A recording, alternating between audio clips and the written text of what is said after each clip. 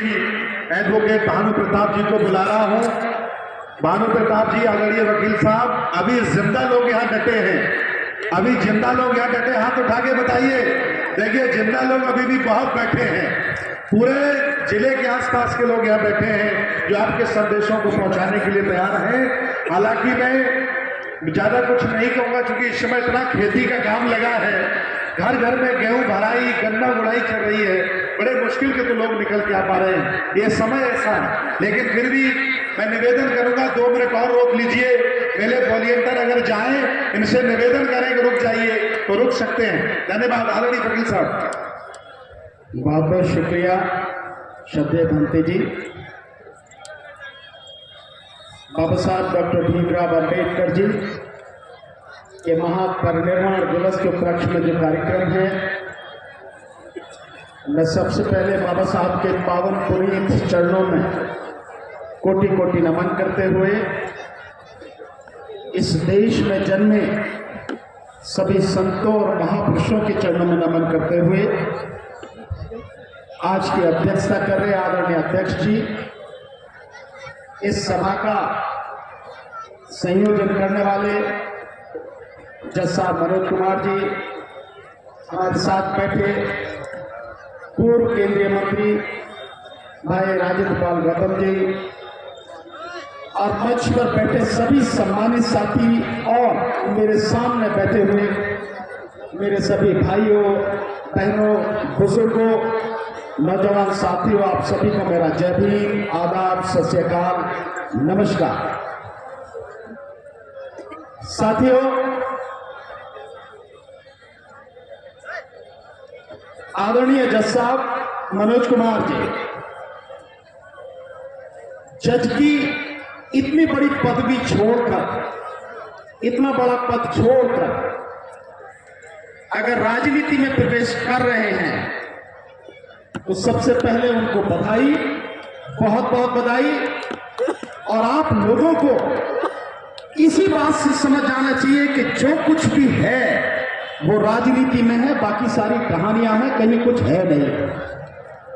इसीलिए बाबा साहब डॉक्टर अंबेडकर ने कहा था कि राजनीतिक शक्ति हर ताले की चाबी है। बहुत सोच समझ के कहा था। हम बाबा साहब का नाम लेते, नारा लगाते हैं, लेकिन उन्होंने जो कहा उसको समझ नहीं पाते। श्रद्धेय भंते जी, आपने कहा कि जिंदा लोग अभी बैठे हैं। मैं कह रहा हूं ये जितने जिंदे हैं, इन जिंदों में से मात्र मुझे 10% लोग ही मेरे साथ आके खड़े हो जाएं तो हम सारे मिलके 2024 में मोदी सरकार का तख्ता पलट देंगे। सिर्फ ये 10% लोग, और अगर वो आ सके तो आते नहीं हैं, और अगर आते भी हैं तो आप देख रहे हैं जो 4 से 5 घंटे नहीं दे सकते वो लड़ाई क्या लड़ेंगे, वो संघर्ष क्या करेंगे, सरकार क्या बदलेंगे, वो दुश्मनों को धूल में कैसे मिलाएंगे, वो संभव नहीं। यहां जितनी बात हुई उनमें बड़ी बात एक निकल कर आ रही, वोट का अधिकार, और हमें यह बदलाव लाना है वोट से। बिल्कुल वोट से ही आएगा। और मैं तो कहता हूं कि आप लोगों को किसी को गाली देने की जरूरत नहीं, किसी को थप्पड़ मारने की जरूरत नहीं, कोई डंडा, लाठी, बंदूक, तलवार कुछ उठाने की जरूरत नहीं है। ईमानदारी से इकट्ठे होकर खड़े हो जाओ, सड़क पर निकल जाओ, दुश्मन अपने आप ही भाग जाएगा। 8,500 करोड़ का जहाज जो लिया उसमें बैठ गए, कुछ नहीं बचेगा। सिर्फ आपके खड़े होने की जरूरत, सिर्फ खड़े होने की, और आप खड़े नहीं हो पाते। अगर आप खड़े हो पाते तो देश के हालात कुछ और ही होते। हमारी वोट पर इतना हमला नहीं होता। अभी यहां बटन दबाने की बात हो रही, कि जितने भी साथी बैठे हैं यहाँ पर, आदरणीय विधायक जी भी हैं, होने वाले भी लोग हैं जो लोकसभा का चुनाव भी लड़ेंगे, विधायक का भी चुनाव लड़ेंगे।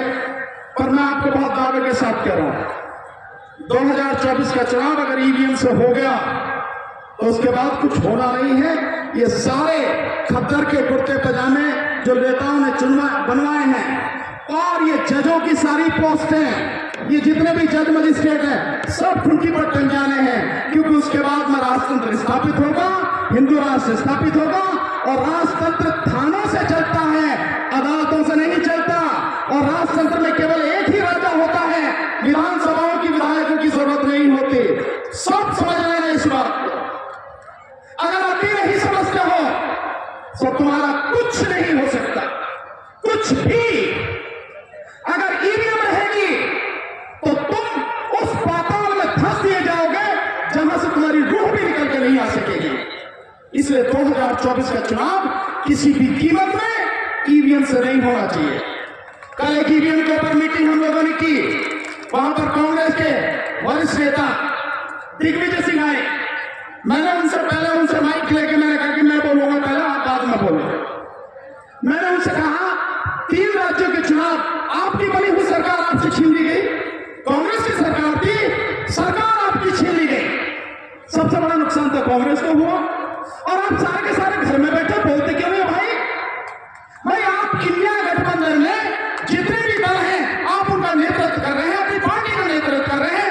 हम लगातार पिछले 5 साल से बोल रहे हैं और अंतिम सांस तक बोलते रहेंगे। कितना ही भी बोलेंगे, लोग जाग रहे हैं, बोल रहे हैं, समझ में आ रही है।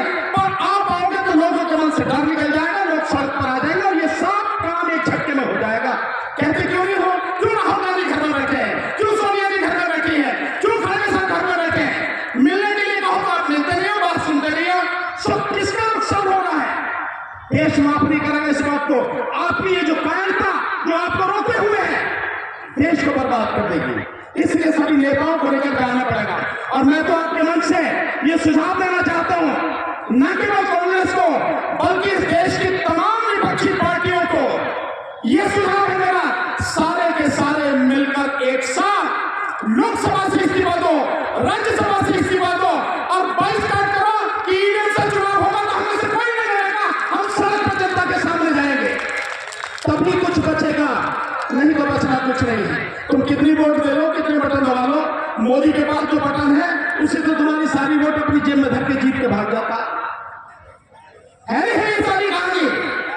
और मैं कहता हूं मोदी को बहुत लोग कहते हैं कि नहीं, लोग बड़े चाहते हैं। एक और बड़ी मजेदार बात फैलाई जा रही है अब। नहीं, वो कांग्रेस ने, राहुल जी ने क्या काम करा है? राहुल जी ने कहा कि भाई हम ओबीसी को आगे बढ़ाएंगे। तो ये बात सवर्णों को बड़ी खल गई। सवर्ण एक साथ में उन्होंने कहा तो नहीं, लेकिन सवर्ण नाराज हो गए, चुप हो गए और उन्होंने इकट्ठे मिलकर बीजेपी को वोट देती। अब मैं आपके सामने एक आंकड़ा रखता हूं। मध्य प्रदेश में 16% आबादी एससी की, 22% आबादी वहां की एसटी की, आदिवासियों की, 6.5% आबादी मुसलमानों की, 50% आबादी ओबीसी की। सवर्ण कितने रह गए? 5%। सारे सवर्ण मिलकर भी 2 बार भी वोट दे दें तो भी किसी हालत में जीत नहीं सकती बीजेपी, जीत नहीं सकता मोदी। मतलब एक अजीब तरह का फैलाया जा रहा। ये सिर्फ और सिर्फ ईवीएम में होने वाली और की जाने वाली बेईमानी से बचने के लिए सारा सब कुछ किया जा रहा, सब प्रोपेगेंडा फैलाया जा रहा। इसलिए मेरा आपसे निवेदन है साथियों, और साथियों को बोलना है, मैं इसलिए बहुत थोड़े समय में अपनी बात खत्म करके आपसे सबसे निवेदन करूंगा, जो मंच पर बैठे हैं उनसे भी, जो सामने बैठे हैं उनसे भी, जितने भी लोग हैं अपने, ज्यादा कुछ नहीं, अपने परिवार को, अपने रिश्तेदारों को, अपने दोस्तों को और अपने पड़ोसियों को समझाओ, अगर ईवीएम से चुनाव हुआ तो ना तो तुम्हारी शिक्षा बचे, न तुम्हारा रोजगार बचे, न तुम्हारी सुरक्षा बचे, न कुछ बचे तुम्हारा। तुम्हारी आने वाली नस्लें, तुम तो होगे, तुम्हारी आने वाली नस्लें भी गुलाम होंगी। इसलिए अगर देश को बचाना चाहते हो तो ईवीएम को हटाने के आंदोलन में साथ दो। हम पिछले हफ्ते ही 10 तारीख से 10 दिसंबर से ईवीएम के खिलाफ लड़ाई शुरू कर चुके हैं। मेरी वीडियो भी आप देख रहे होंगे, 50 लाख लोग उस वीडियो को देख चुके हैं। हम खराब इसे शुरू कर चुके हैं और इस बार ये लड़ाई बिल्कुल आर पार की है। हमारी जान रहे रहना, हम इसकी परवाह नहीं है, लेकिन हम मोदी को किसी भी हालत में इस बार जीतने नहीं देंगे, ईवीएम से चुनाव होने नहीं देंगे, चाहे जो भी होगा। लेकिन आपका साथ चाहिए, आपका भी